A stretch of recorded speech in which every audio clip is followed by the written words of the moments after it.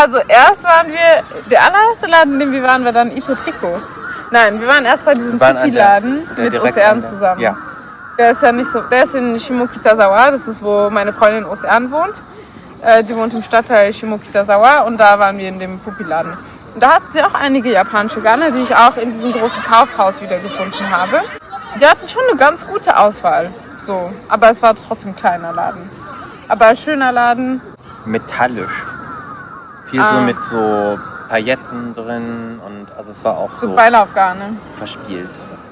Ja, das war schön und da war in der Mitte auch so ein Tisch und da saßen 2 Frauen, die gestrickt haben und eine von den beiden Frauen, die hat einen richtig schönen Pullover gemacht mit einem richtig schönen Muster, farblichen Muster mit so Figuren da drin und so, das war schon richtig cool.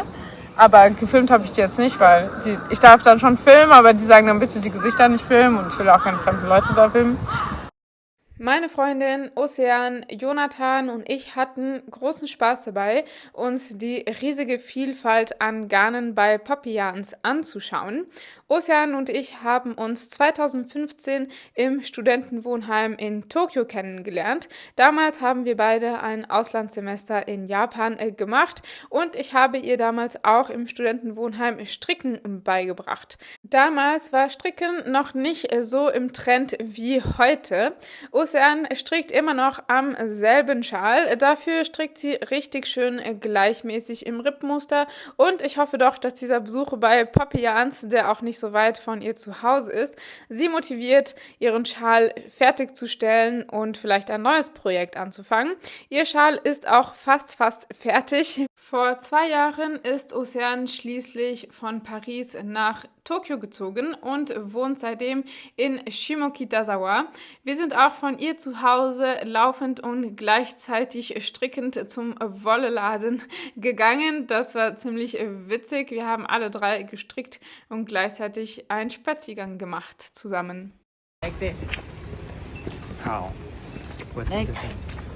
With the scarf on the neck. Yeah, I should put it on too. Yeah. Wearing the sock. You can wear the sock around your neck.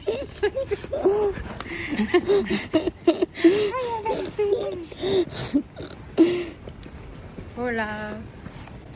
You know, I just Look at this row, how perfect it is. Yeah, it's perfect. Your knitting is really neat. I know, I've been told by the best.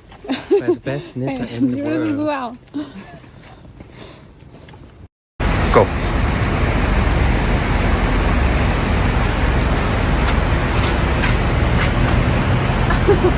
Kleines Schäfchen, Shirakawa. Okay. Oh, wie lang? Push. Nein, hier push.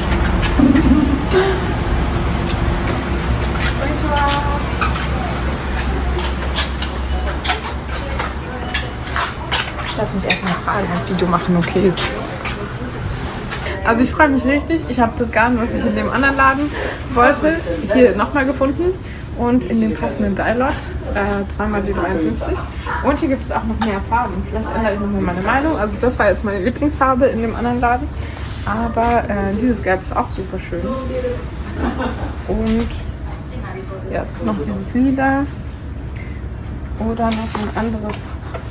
Dieses Grau ist auch richtig schön. Ja.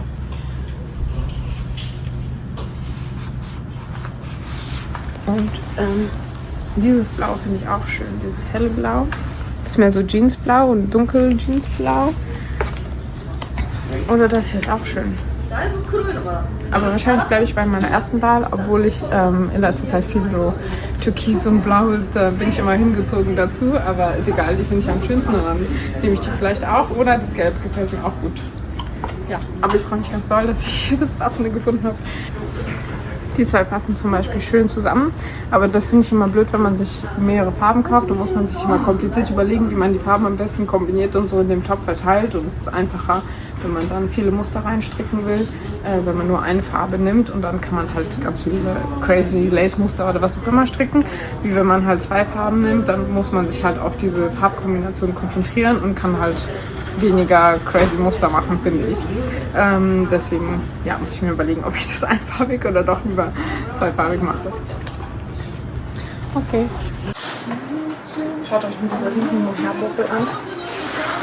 Das ist richtig schön auch zum selber färben und es ist super, es ist wirklich super weich. Also ich finde es super angenehm, weil manche Mohairs sind mehr oder weniger weich und das ist wirklich ultra weich. Das ist ganz witzig, ganz interessant, aber ich weiß nicht, was das ist für eine Kombi. Und das finde ich super schön. Das hätte ich am Spinnrad machen können. Dieses ungleichmäßige Garn und das fühlt sich auch von Voodoo 63%. Nee, das steht Voodoo. 100% Voodoo, also 100% Wolle. Wow, dieses Ding ist wirklich traumhaft, das möchte ich sagen. Wow, ich liebe sowas. Das macht richtig glücklich. Ganz viele crazy Garne. Das ist auch 90% Voodoo und 10% Nylon. Also Nylon ist wahrscheinlich dieser Faden, der da in der Mitte so durchläuft. Richtig interessant. Das hier ist auch so. Wow, schaut euch das an. Das ist super crazy. 80% Wolle und 19% Nylon. Wow. Ganz schön speziell. Und so sieht dann die Maschenprobe aus. Davon. Oder ist es das oder das? Und es gibt es auch noch einfarbig. Also weiß, neutral. So ungleichmäßig. Schaut euch mal dieses riesen Dings an. Da kann man sich drauflegen, so wie ein Kissen.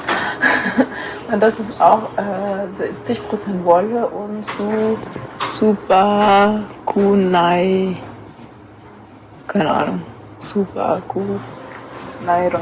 Auch Nylon, aber irgendwie super Nylon, keine Ahnung. Und boah, das hier ist einfach richtig traumhaft schön. Das ist so super schön. Das ist Mohair 57%, 15% Voodoo, ein bisschen Acryl und ein bisschen Nylon. Wow, schaut euch nur dieses Ding an. Da kann man sich einfach ein Dings kaufen. Das hat 750 Meter mit einer dicken Nadel. Da hat man mehr als einen Pullover, glaube ich. Also mega toll. Und die ist auch super speziell. Also hier ist wirklich für jeden Geschmack was dabei. Wenn man auf so interessantes Kunstgarn steht, dann richtig cool. Das ist auch hauptsächlich Wolle und ein bisschen Nylon. Die gefällt mir auch super gut. Die ist richtig weich, ist 100% Wolle, aber davon sind gerade nicht so viele Farben da. Aber die ist mega schön. Und dann haben wir noch dieses Dochtgarn, super mega schön. Das ist jetzt nicht so meine erste Wahl, aber es ist wirklich sehr, sehr schön. Wow, richtig schönes Dochtgarn. Und das ist auch 100% Wolle. Ah ne, das ist mehr Acryl, halb Kunstfaser, halb Wolle. Bouclé-Garn finde ich super schön auch. Das mit dem Tweed, das ist auch Dochtgarn, Wolle hauptsächlich und 20% Kunstfaser. Mega außergewöhnlich, finde ich. Mega schön. 80% Wolle und 20% Acryl. Und jetzt stehe ich hier wieder bei diesen Babys, wo ich mich doch entscheiden muss, welche Farbe ich möchte. Auf der anderen Seite ist ganz viel Baumwolle, entweder glatte Baumwolle oder auch so ungleichmäßiges Garn, was ich super schön finde, in verschiedenen Farben oder auch so in Naturfarbe, was sicher ganz toll eignet für selber färben. In allen möglichen Texturen. Sowieso richtig glatt oder hier richtig dünn. Schaut dir mal nur diese Farben an. Und das ist 100% Baumwolle. Wow. Die ist richtig schön auch. Da werde ich auch fast schwach. Ja, und weiter hinten sind diese ganzen Baumwollgarne. Ich glaube, gemischt zum Teil mit Acryl in ganz vielen krassen Farben. Bei Shirakawa. Und da hatten die richtig schöne. Das war auch so ein richtiger, wie so ein es war ein richtiges Fachgeschäft. Ich hatte das Gefühl, das war auch gar nicht. Auch interessant, dass die ausgerechnet dann nur diese Marke da überhaupt hatten. Und auch eine viel größere Auswahl als in dem Laden davor. Und ansonsten halt ganz viel so ungefärbte Garne. Ja, weil die von Ito Trikot, die hatte halt nicht genug mit der Farbnummer, die ich wollte. Und dann hat sie uns zu dem Laden weitergeschickt, weil ich habe den selber gar nicht gegoogelt oder gefunden. Dann hat sie uns da weitergeschickt. Das war nur so, keine Ahnung, Viertelstunde zu Fuß oder so. Und ja, weil die hatte schon eine große Auswahl, also 2 Wände voll, aber schon sehr spezifische Sachen irgendwie. Und viele auch weiße Garne, viele Baumwollgarne, die man da so selber färben kann und so. Ja, voll schöne Sachen. Und da habe ich zum Glück das gefunden, was ich da noch haben wollte. Ja, da war ich ziemlich glücklich. Aber jetzt brauche ich ein bisschen, dass ich nicht noch ein drittes Teil von dem Blau gekauft habe. Aber ja, sehr viele unterschiedliche Garne, viele schöne Farben und unterschiedliche Texturen auch. Und alles ja Naturgarne. Da waren auch kaum Kunstfaser, kaum so Kunstfasergarne. Ja, und dann waren wir bei Ito Tricot. Das Ito ist ja auch eine Marke, die, glaube ich, in Deutschland bekannt ist. Also außer Noro-Garne sind ja ziemlich berühmt in Deutschland als das japanische Garn. Das findet man hier schon. Und dann gibt es noch Ito Tricot. Und ich weiß, in Berlin gab es mal eine Filiale von Ito Tricot, aber ist schon ein bisschen länger her, wird jetzt schon geschlossen. Und die machen eben ganz viele, vor allem dünne Garne auf Cones, also auf, wie sagt man Cones? So Zylinder halt, so Pappzylinder. Und ja, die hatten wirklich viele schöne Sachen, aber wirklich super dünnes Garn, was ich eher so als industrielles Garn für mich verstehe. Ja, aber die waren sehr nett und da hast du ein Garn gefunden und ich wollte das auch kaufen, aber die hatten nicht von derselben Farbnummer genug, von der Farbe, die ich haben wollte. Deswegen hast du da drei Knolls. Was hast du gekauft nochmal? Nee, ich habe 4 gekauft. Hallöchen, ich begrüße euch aus meinem Wohnzimmer in Deutschland, weil ich euch noch gerne zeigen möchte, was ich aus Japan mitgebracht habe und auch noch von den Wolleläden erzählen möchte, die ich zum Ende meiner Reise alleine besucht habe. Ich möchte euch als erstes zeigen, welche Garne ich bei Shirakawa letztendlich gekauft habe. Und zwar habe ich 4 Knäuel von diesem blauen Garn gekauft und das Garn ist wirklich ziemlich dünn, aber super schön. Und 4 habe ich davon gekauft und 2 von diesem gelben hier, das super schön aussieht und ich möchte die beiden kombinieren. Ich habe schon ganz viel von diesen Garnen erzählt, die ich zuerst bei Ito Tricot gefunden hatte und letztendlich bei Shirakawa gekauft habe. Aber zurück zu Ito Tricot. Ito Tricot ist ein super cooler Laden, die Industriegarne einkaufen. Das heißt Garne, die eigentlich in der Industrie verstrickt werden. Die kaufen die ein. Ich nehme ein, dass es Reste sind oder Destock und verzwirnen dann diese Garne dann erneut direkt da bei Ito Tricot in dem Laden gibt es auch eine Maschine, die die ganze Zeit läuft, wo sie die Cones draufstecken und die Garne neu miteinander verzwirnen, weil Industriegarne eben oft sehr dünn sind und nicht jeder strickt gerne mit so dünnem Garn. Deswegen werden die verzwirnt, dass die Garne mehrere Stränge haben oder mehrere Fäden haben. Und das ist ein ganz interessanter Prozess und das macht die Garne auch einzigartig, weil die Mitarbeiterinnen von Ito Tricot eben vor Ort die Garne auswählen, miteinander kombinieren und dann neu miteinander verzwirnen. Deswegen gibt es die Garne eben nur in begrenzter Menge auch, aber die meisten Garne gibt es in ausreichender Menge, um einen Pullover zu stricken. Also es gab zum Teil auch richtig große Cones, wo 500 Gramm mindestens oder 1 Kilo Garn drauf war und das verzwirnen sie dann neu mit anderen Garnen und machen da richtig spannende und coole Kombinationen. Das ist auch eine umweltfreundliche Herangehensweise, weil eben Garne aus der Industrie wiederverwendet werden zum Handstricken und eben nicht weggeschmissen werden. Der Laden Ito Tricot ist im 2. oder 3. Stock, ich kann mich nicht genau erinnern. Deswegen ist es leicht zu übersehen. Wenn man vorbeiläuft, muss man auf das Schild achten, damit man den Laden nicht verpasst, weil man das von der Straße aus nicht wirklich sehen kann. Der Laden ist aber mittelgroß und wirklich sehr schön. Es gibt eine riesige Auswahl und Vielfalt an Garnen, was eben sehr spannend ist. Und Ito Tricot hat auch eigene Garne aus eigener Herstellung bzw. von der eigenen Marke. Zum Beispiel gab es ein Garn von der Hausmarke Ito Tricot, das 95% Lammwolle und 5% Kaschmir hatte. Dieses Garn war auch in unglaublich vielen verschiedenen Farben verfügbar und die allermeisten Garne sind eben auf Cones erhältlich. Das ist ziemlich praktisch zum Runterstricken, finde ich. Da muss man das Garn nicht nochmal erst aufwickeln, wenn man das im Strang kauft, sondern das ist schon auf dem Cone gewickelt. So wie das hier, aber dieses Garn habe ich bei Knitting Bird gekauft. Zu diesem Laden kommen wir gleich auch noch. Außerdem gab es von der Hausmarke Ito Tricot auch ein wunderschönes Mohair-Garn in unglaublich vielen verschiedenen Farben. Das Konzept von Ito Tricot finde ich super spannend und habe ich so auch in Deutschland noch nicht so viel gesehen. Ich glaube, das ist in Japan mehr verbreitet. Wenn ihr da ein Beispiel kennt in Deutschland, dann schreibt es gerne in die Kommentare. Vielleicht gibt es das eben in größerer Skalierung, aber jetzt so in der Innenstadt, in einem kleinen Geschäft habe ich sowas noch nicht gesehen. Vielleicht in einer großen Halle, in einem Industriegebiet. Weiter geht's mit der japanischen Marke Daruma. Daruma hat eben auch einen Laden im Stadtteil Shibuya, den ich besucht habe. Dieser Laden ist auch mittelgroß, super schön, sehr modern gehalten und da gab es auch einige Touristen. Nicht so wie bei Ito-Triko und bei Shirakawa gab es auch keine Touristen, als wir da waren. Bei Daruma schon. Und Daruma hat ein interessantes Konzept auch. Sie hatten, wenn man reinkommt, direkt eine Präsentation mit einer PowerPoint und auch auf eine Art veranschaulicht, wie sie ihre Garne herstellen. Das fand ich ziemlich interessant. In einer Ecke gab es auch Stoffe, also vor allem Leinenstoffe, wenn ich mich richtig erinnere. Und dann auf der anderen Seite war eben die ganze Wand voll mit Wolle, mit ihrer eigenen Marke Daruma. Und in der Mitte hatten sie alle ihre Designs, die sie mit ihren eigenen Garnen machen. Da konnte man eben die Samples, also die Pullover, die Designs, die sie mit ihren Garnen stricken, sich mal angucken, mal anprobieren und überlegen, ob man davon eins stricken möchte und eben auch sehen, wie das Garn verstrickt aussieht. Ich fand das Konzept ziemlich interessant. Die hatten super schöne Garne. Ich hatte auch einige Garne von denen schon bei Okadaya gesehen. Okadaya ist ein Riesenkaufhaus für Wolle, den wir schon im ersten Teil besucht haben. Also wenn euch das interessiert, dann geht auf jeden Fall Teil 1 nochmal gucken. Da waren wir nämlich noch in 3 anderen Wollgeschäften in Tokio.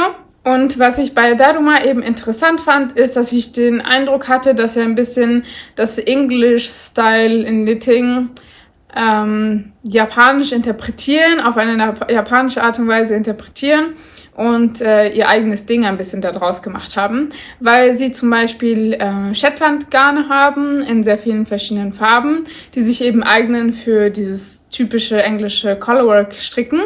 Dann haben sie noch andere Schafrassen gehabt in ihren Garnen, die mich eben schon ein bisschen an the English Way erinnert haben, Garne zu machen und Garne herzustellen.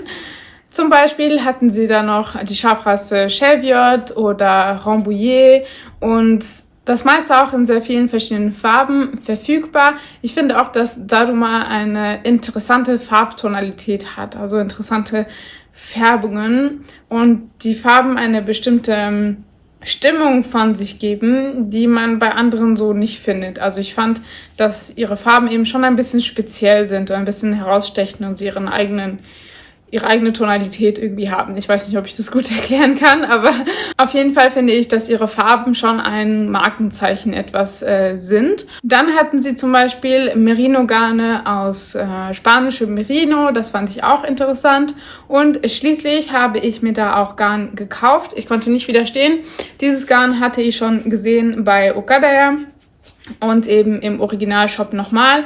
Deswegen bin ich dann schwach geworden, weil das eine Kombi ist, die ich super gerne stricke. Das ist 60% Rambouillet Merino Wool und 40% Baumwolle. Davon habe ich 3 Knäuel gekauft. Das ist super, super weich und ich freue mich richtig drauf, für den Sommer etwas daraus zu stricken. Also ein Top höchstwahrscheinlich, weil ich diese Kombi gerne mag aus pflanzlichen Fasern und Wolle, denn dann hat man das Beste von beidem und da habe ich mir eben 3 Knäuel gekauft in diesem Weißton, den ich super schön finde. Aus einem ähnlichen Garn ist auch das Jäckchen, das ich gerade trage. Das ist der Mariposa Cardigan. Dieser Cardigan ist auch halb Wolle, halb Baumwolle und super angenehm zu tragen. Streckt sich von oben nach unten in der Runde in einem Stück und die Anleitung dazu findet ihr in meinem Ravelry oder auf meiner Webseite.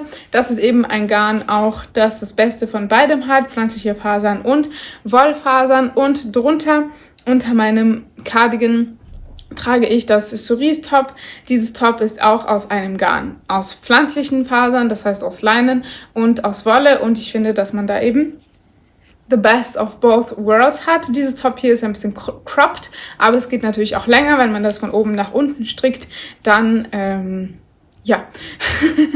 man das natürlich auch länger einfach stricken, wenn man seinen Bauchnabel nicht zeigen möchte. Schließlich hatten die noch ein super ausgefallenes Garn mit so größeren Tweed-Boppelchen. Das fand ich ganz cool, das sah ganz cool aus. Damit kann man auf jeden Fall einen interessanten Effekt erzielen bei Accessoires zum Beispiel. Und dieses Garn hieß Dot Yarn, also Punkte Garn, wegen dieser größeren Noppen in dem Garn. Der letzte Laden, den ich besucht habe auf meiner Reise, ich glaube sogar an meinem letzten oder vorletzten Tag, war Knitting Bird. Dieser Laden ist auch im 1. Stock, da muss man aufpassen, dass man nicht einfach vorbeiläuft und es übersieht. Die Treppe ist außen und man läuft dann von außen in den Laden rein. Dieser Laden kommt ursprünglich, wenn ich mich richtig erinnere, aus Osaka und hat jetzt auch eine Filiale in Tokio. Knitting Bird arbeitet mit einem ähnlichen Konzept wie Ito Tricot, dass sie eben Industriegarne wiederverwenden, im Laden dort vor Ort wieder verzwirnen.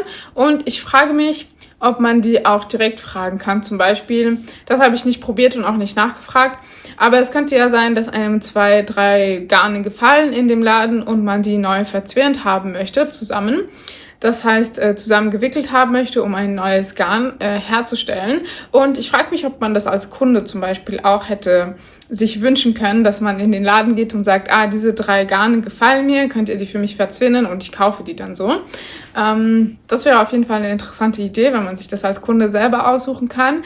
Aber die Mitarbeiterinnen haben auch da richtig gute Arbeit geleistet und ich habe auch mit einer ein bisschen mehr gequatscht und die hat mir eben das so bestätigt, dass sie die Garne aus der Industrie nehmen und dann eben neu kombinieren. Und da gab es eben auch super viele spannende Kombinationen und sehr, sehr coole Sachen. Knitting Bird färbt auch eigene Garne und verkauft dann so kleine Kits mit der Anleitung. Meistens war das eine Combo aus ihrem handgefärbten Variegated, also melierten Garn mit einem Mohair-Garn als Combo, um dann zum Beispiel ein Tuch zu stricken. Also richtig schöne Kits. Also auf der einen Wand gab es eben richtig viele große Cones zum Teil mit Garnen, die sie noch nicht neu kombiniert und neu verzwirnt hatten und in der Mitte eben so gestapelt ganz viele Cones mit Garnen, die sie bereits neu verzwirnt hatten und eben alle super einzigartig aussahen. Außerdem hatten sie auch noch ihre Hausmarke an Seide zum Beispiel. Da habe ich eben das hierher, das ist Buretseide, das gab es in ganz, ganz vielen Farben und daraus stricke ich aktuell hier ein Cardigan im Intarsia-Muster, das ich eben improvisiere und wo ich ganz wild einzelne Knäuel und Reste miteinander verstricke. Wenn du wissen möchtest, wie ich das stricke, mache ich da gerade einen Vlog darüber.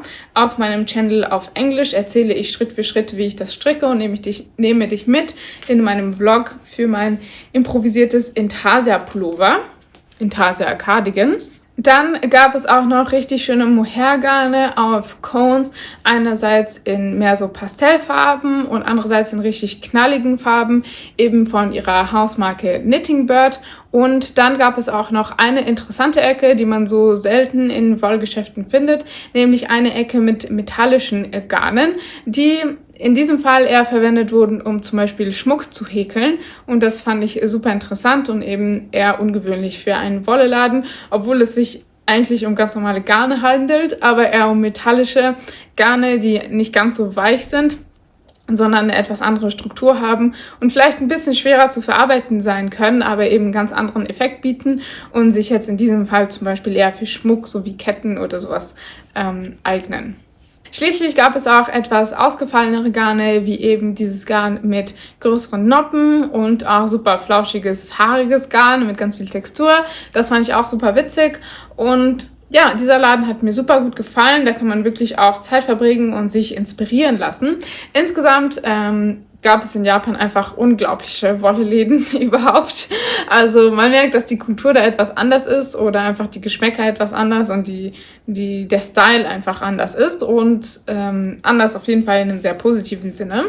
Ich möchte euch noch zeigen, was ich mir zum Schluss noch gekauft habe. Und zwar habe ich dieses Garn gekauft bei Shirakawa. Da habe ich auch den Strang in der Hand gehalten im Video. Und jetzt seht ihr den in Knäuelform. Das verstricke ich auch in meinen improvisierten Intarsia-Cardigan mit rein. Ich finde diese Farben super schön und die Textur super schön. Dann habe ich bei Okadaya mehrere Sachen gekauft. Und zwar habe ich dieses Garn gekauft. Das ist 100% Seide von der Marke Richmond. Das glänzt richtig, richtig schön und hat auch so eine ungleichmäßige Textur. Ich fand es super spannend und es ist auch extrem weich. Sowas habe ich noch nie verstrickt. Ich stricke es doppelt und halte es zusammen mit anderen Garnen in meinem Intarsia-Projekt. Zum Beispiel Hier habe ich das zusammengehalten mit dem Garn und dann ergibt es eben hier diesen Effekt. Ich habe es nicht alleine verstrickt. Ich weiß nicht, wie resistent dieses Garn ist. Ich glaube schon ziemlich resistent, aber ja, ich wollte lieber auf Nummer sicher gehen und habe jetzt die beiden so zusammen verstrickt, weil ich nicht weiß, wie resistent dieses 100% Seide ist, weil ich das eben noch nie so verstrickt habe. Aber die beiden zusammen sehen auf jeden Fall super schön aus. Das habe ich also in diesem riesigen Kaufhaus Ogadaya gekauft. Und dann habe ich noch diese Garn hier gekauft von Poppy Yarn, das Boboli heißt. Und daraus habe ich auch schon etwas fertig gestrickt, nämlich diese Mütze. Das ist die Antonia-Mütze, die mir super gut gefällt. Das ist eine Mütze, die ich schon ganz, ganz viel gestrickt habe, ganz oft auch viel verschenkt habe. Und da überarbeite ich jetzt gerade noch die Anleitung. Wenn ihr dieses Video seht, ist die Anleitung vielleicht schon überarbeitet und fertig und online auf Ravelry. Auf jeden Fall ist es meine absolute Lieblingsmütze. Mit diesem Patchwork-Muster habe ich die eben jetzt neu gestrickt und die Anleitung neu gemacht.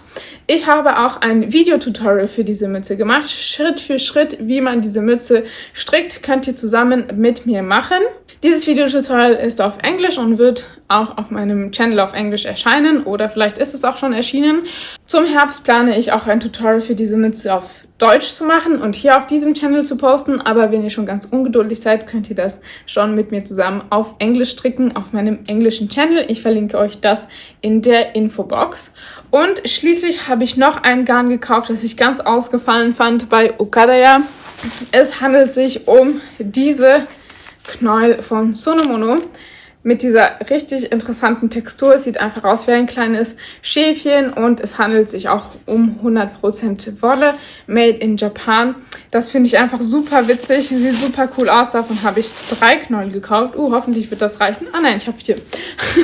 Weil ich möchte nämlich einen Pullover machen, wo hier der obere Teil in diesem Schafsbouclé-Garn ist. Und eben aussehen wie ein kleines Schäfchen und das kombinieren mit diesem Garn zusammen. Das ist auch 100% Wolle und es ist einfach so unglaublich weich. Ihr habt keine Ahnung, wie weich sich das anfühlt. Das ist einfach nur traumhaft schön. Diese Knäuel haben aber nur 40 Gramm. Da muss man ein bisschen aufpassen in Japan, weil Knäuel zum Teil nur 40 Gramm haben, statt die üblichen 50 bei uns. Und das möchte ich so zusammen kombinieren. Davon habe ich mehrere Knäuel gekauft, sodass es auf jeden Fall für einen Pullover reichen wird. Das sind, glaube ich, meine Errungenschaften aus Tokio. Ich habe noch ein bisschen was in Kyoto mir gegönnt, aber nur ganz kleines bisschen, weil ich eben hier schon sehr viel mitgenommen hatte. Deswegen solltest du auf keinen Fall das Video in Kyoto verpassen, das auch demnächst veröffentlicht wird, wo Jonathan und ich 5 Wolleläden besucht haben, die auch alle einer schöner als der andere waren. Eine hat es mir ganz, ganz besonders angetan. Da gab es auch Fasern zum Spinnen. Da war ich wirklich hin und weg. Ja. Das darfst du auf keinen Fall verpassen. Dieses Video kommt auch bald online und insgesamt werden noch einige Videos über Japan kommen und wir nehmen euch auf unsere Abenteuer mit, wo Jonathan und ich alles unterwegs waren, was wir alles gemacht haben und wir hatten natürlich immer unser Strickprojekt dabei. Ich finde das ja ganz interessant. Als Newbie kenne ich natürlich die ganzen Marken alle nicht und ich weiß auch noch nicht, wie die einzelnen Garne sich so anfühlen und wie sie sich dann anfühlen im Textil. Also gehe ich eher nach Farbe und einfach wie sich das Garn allgemein haptisch bei mir anfühlt. Also einfach nur, was ich interessant finde. Und ich finde es super interessant, wie die Läden an sich so unterschiedlich sind. Das ist ja auch in deinen Videos zu den Läden in Kopenhagen zum Beispiel oder den Videos in Berlin so. Das sind halt einzelne Personen, die auch ganz unterschiedliche, ich sag mal, Geschäftsorientierungen so haben. Ja. Oder Interessen einfach. Und in den Läden halt auch so eine gewisse Persönlichkeit zum Ausdruck kommt. Ne? Also bei dem, wo es die ungefärbten Garne gab. Bei Shirakawa, wo ich Wolle gekauft habe. Genau. Da hat man halt gemerkt, das ist eher ein Laden, die werden auf jeden Fall einen großen Online-Shop betreiben. Da saßen hinten Leute, irgendwie 5, 6 Menschen, die Sachen verpackt haben, an Computern saßen. Also dahinter war ein richtiger Betrieb irgendwie organisiert. Und dann der Laden davor, das war eher so 2 Frauen, die das irgendwie so betreiben und Meinst du Intertrikot? Ja. Das ist, glaube ich, eine ziemlich große Firma, Intertrikot, weil die gibt es ja auch, die exportieren ja auch. Das ist dann so ein Outlet-Laden irgendwie, oder? Ja, also bei dem Verspielten von vorhin, da stand ja auch so ein kleiner Spender, wo man kleine Garnknäuels sich ziehen konnte, ohne zu wissen, was man bekommt, zum Beispiel. Das habe ich gar nicht gesehen. Oh, schade. Das fand ich irgendwie eine lustige Idee. So überspringen wir den Teil mit dem Aussuchen, machen einfach was komplett Neues und lassen uns einfach auf das ein, was jetzt kommt. Also wie viel Charakter in so einem Laden drin sein kann, ist halt auch interessant. Ja, auf jeden Fall schon. Also wenn ich einen Laden aufmachen würde, dann würde der auf keinen Fall wie Amimono Spin aussehen. Es wäre auf keinen Fall so ein Lollipop-Kawaii-Laden. Es wäre auch nicht so ein exklusives Walnut-Style, wo nur so ausländische Brands und es so irgendwie total High Fashion, mir gefühlt ist High Fashion beim Stricken, sondern ich weiß nicht, ich würde irgendwie so ein Mittelding machen. Ein paar exklusive Sachen, viele so naturbelassene Sachen, rustikale Garne. Naja, es dämmert schon so ein bisschen und es hat auf jeden Fall ganz viel Spaß gemacht, hier in Tokio zu sein. Und wir konnten doch noch einiges machen, obwohl wir von 1,5 Tagen beraubt wurden am Anfang, weil wir den Flug verpasst haben. Wir sind von Berlin nach Helsinki geflogen und in Helsinki hat das Flugzeug, der Anschluss, nicht auf uns gewartet. Die hätten einfach eine halbe Stunde warten können, weil wir waren mindestens 6 Personen in dieser Situation. Es ist zwar super gut angebunden alles, also die Züge funktionieren hier optimal und man kommt einfach sehr leicht von A nach B, aber trotzdem dauert einfach alles viel länger, weil die Stadt so groß ist und wenn man dann 1,5 Tage beraubt wird und die dann halt auch noch am Wochenende waren, es war ja Samstag, Sonntag, die wir dann nicht hier erlebt haben, hat dann schon so an uns genagt, aber mittlerweile habe ich es jetzt so ein bisschen verdaut, aber ja, wir hätten schon noch einiges mehr machen können oder sehen können, wenn wir oder einfach ein bisschen mehr bummeln können, weil ich habe das Gefühl, wir sind auch ziemlich schnell, immer sehr schnell gelaufen. Aber in der U-Bahn wird man auch ein bisschen so dazu verleitet, so schnell zu laufen, findest du nicht? Und wenn die ganzen Leute da, ist ja super voll und dann darf man alles so. Ja, es fühlt sich ja auch an, weiß nicht, als Tourist irgendwo zu sein. Man kennt das ja auch als Berlin, in Berlin. Die Touris bleiben dann einfach irgendwo stehen und schlendern und man kommt irgendwie nicht schnell genug zu dem Ort, zu dem man eigentlich wollte, weil da Menschen im Weg sind. Und alle, die hier leben, die wollen halt irgendwo hin. Ein ganz normaler Berufsalltag und da ist die Geschwindigkeit schon ein bisschen höher. Ja, aber wir haben schon mitgehalten. Ja, wir haben schon mitgehalten. Deswegen sind mit dem Strom gut mit und da sind ja auch genügend Leute, das kann man sich eigentlich gar nicht erlauben, da zu schlendern. Ja, aber ich meine, so in den Straßen zum Beispiel und so, da ist ja auch viel los und da kann man auch, also entweder man kann nicht so gut schlendern oder wir wollten auch so viel machen, dass wir einfach sehr schnell unterwegs waren die ganze Zeit. Ja. Und und ich freue mich jetzt auch, andere Ecken von Japan kennenzulernen, ein bisschen mehr Natur zu machen, das Auto zu mieten und so ein bisschen unabhängig durch die Gegend zu gurken. Deswegen wird es vielleicht noch einen Teil 2 geben, wenn wir uns noch mehr Wollgeschäfte angucken, in Kyoto vielleicht. Oder wenn wir uns einfach zwischendurch irgendwo hinsetzen und zusammen stricken und unsere Gedanken dabei loswerden, dann seid ihr herzlich eingeladen. Wenn dir dieses Video gefallen hat, dann lass mir ein Like, einen Subscribe, abonniere den Channel und hinterlass mir doch gerne einen Kommentar. Du kannst zum Beispiel #stricken mit Calypso in den Kommentaren schreiben und bis zum nächsten Video. Ciao!